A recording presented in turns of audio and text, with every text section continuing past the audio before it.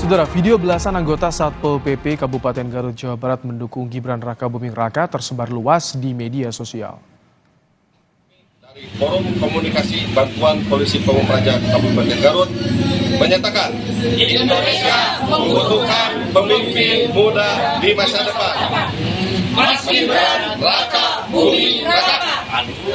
Assalamualaikum warahmatullahi wabarakatuh. Dalam video berdurasi 20 detik memperlihatkan 13 anggota Satpol PP yang berada dalam ruangan menyerukan dukungan kepada Gibran Raka Buming Raka. Usai menyerukan dukungan, sebagian dari mereka membawa poster bergambar wajah Gibran. Pemimpin muda di masa depan. Mas Gibran Raka Buming Raka. Mas Gibran Raka Buming Raka.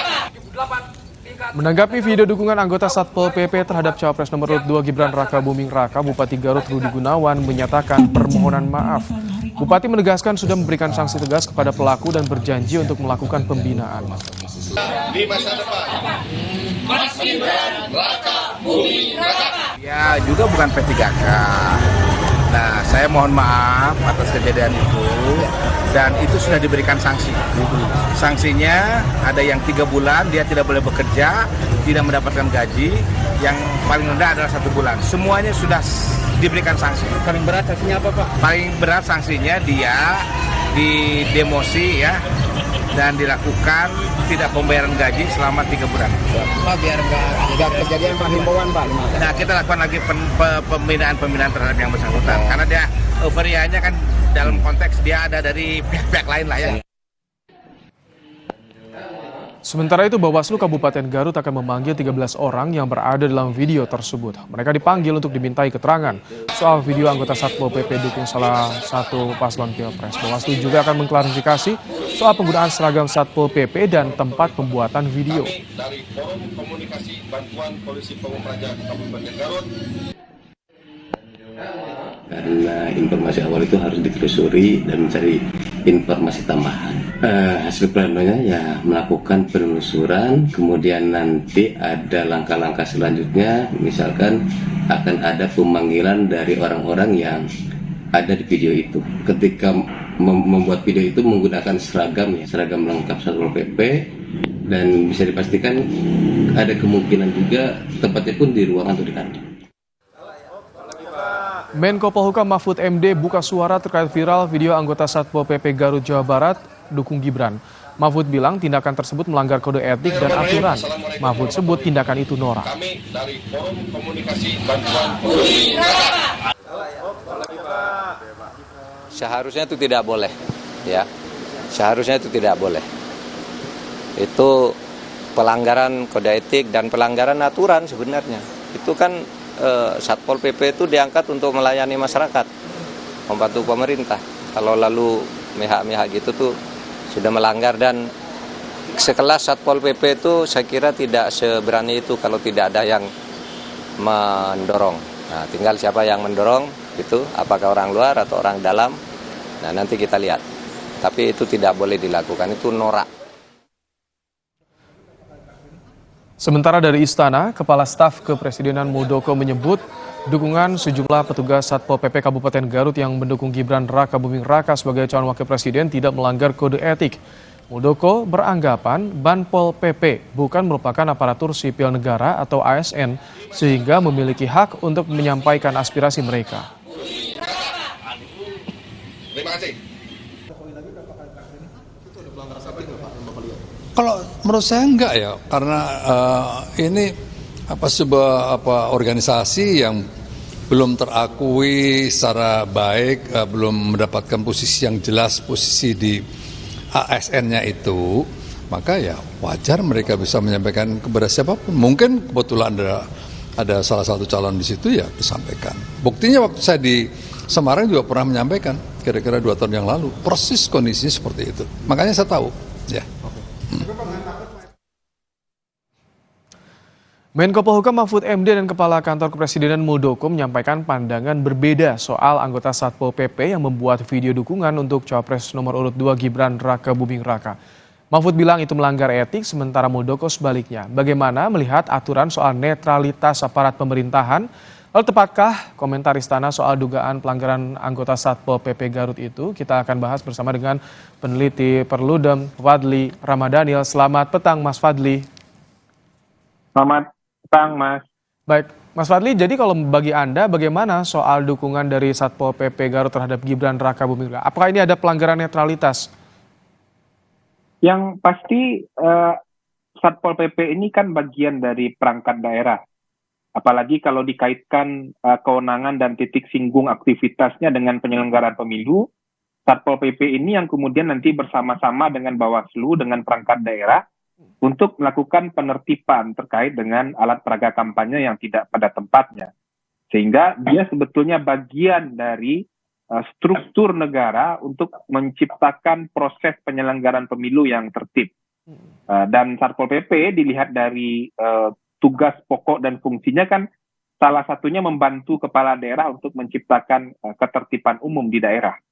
Jadi kalau kemudian isunya dikanalisasi hanya soal ASN dan non-ASN, menurut saya itu sangat tidak tepat.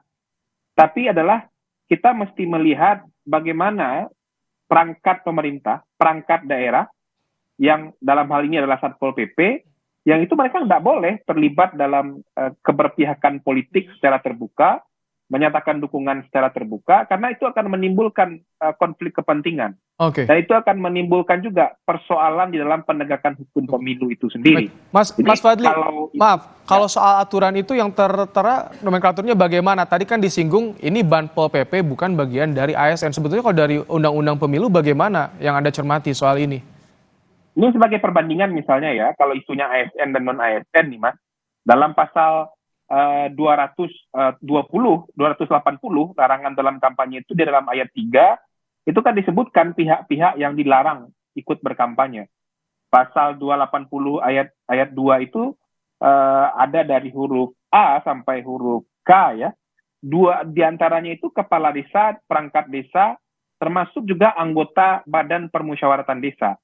Saya tanya sekarang, apakah 3 ini akan selalu ASN? Jawabannya tidak.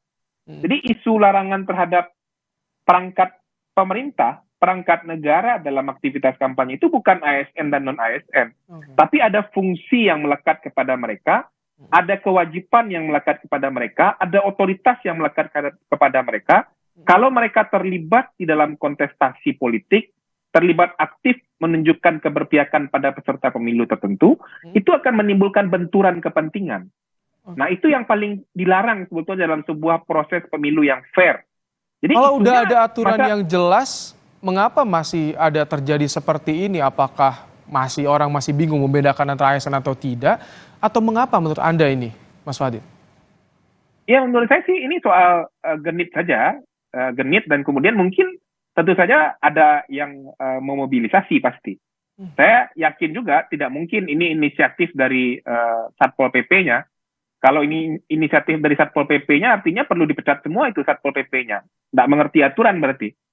Karena dia sebagai perangkat pemerintah daerah, dia sebagai bagian dari tugas-tugas pemerintah daerah untuk menjaga ketertiban, dia digaji oleh negara, dia punya fungsi yang lekat dengan mewujudkan ketertiban umum dalam penyelenggaraan pemilu, dia nggak boleh terlibat menunjukkan keberpihakan politik kepada capres tertentu. Bahwa dia punya hak politik untuk memilih di bilik suara, silakan saja. Tapi mendeklarasikan dukungan terbuka seperti ini, itu jelas salah satu pelanggaran pemilu. Jadi dalam isu bagaimana netralitas aparatur pemerintah dalam penyelenggaraan pemilu, isunya jangan dipersempit ASN dan non-ASN, Mas. Itu kan beberapa pegawai pemerintah itu kan tidak semuanya juga ASN. Nah, seperti perangkat desa kan bukan ASN. Kalau dengan kasus ini siapa yang paling bertanggung jawab dan siapa yang berwenang untuk menindaknya? Sanksi tegas apa yang harus dijatuhkan? Pernyataan publik dari Bupati Garut kan sudah mengakui ini ada problem kan, ada kesalahan. Dan perlu ada pembinaan. Bahkan tadi yang bersangkutan sudah mengatakan akan menjatuhkan sanksi dan pembinaan. Artinya ada masalah. Jadi kalau Kepala Staf Presiden mengatakan ini tidak ada masalah, mungkin perlu baca lagi tuh aturannya. Bagaimana proses penyelenggaraan pemilu yang fair, proses penyelenggaraan pemilu yang luber dan jurdil itu. Jadi jangan kemudian membaca dan kemudian menegakkan aturan dalam penyelenggaraan pemilu itu pakai pendapat personal dan pakai perasaan. Mesti ada rujukan aturannya. Nah, juga di pasal 283 misalnya, pejabat negara, pejabat struktural, pejabat fungsional dalam jabatan negeri, serta kepala desa dilarang membuat keputusan dan atau melakukan tindakan yang menguntungkan atau merugikan salah satu peserta pemilu. Oke. Nah, larangan lainnya itu misalnya dilarang juga mengadakan kegiatan yang mengarah kepada keberpihakan kepada peserta pemilu Baik. sebelum, selama, dan sesudah masa kampanye. Jadi kalau baca aturan, ada aturannya. Nah, jadi yang bilang nggak ada aturan, ini abu-abu, ini bukan ASN, ini non-ASN yang mestinya diberikan ruang untuk membuka aspirasi politiknya, saya rasa itu perlu baca lagi itu aturannya secara baik. Udah ada aturannya tertera dengan jelas. Terima kasih Mas Fadli Ramadhanil, peneliti Perludem, telah menyampaikan pandangannya dalam program Kompas Petang sore hari ini. Saudara, Kompas Petang akan kembali dengan sorotan menarik lainnya. Hadirkan saya, Cynthia Rompa. Silakan, Cynthia.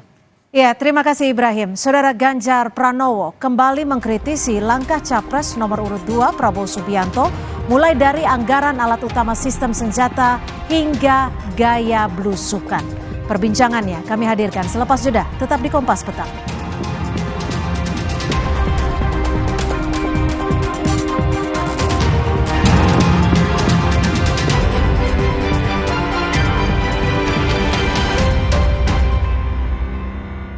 This is my way.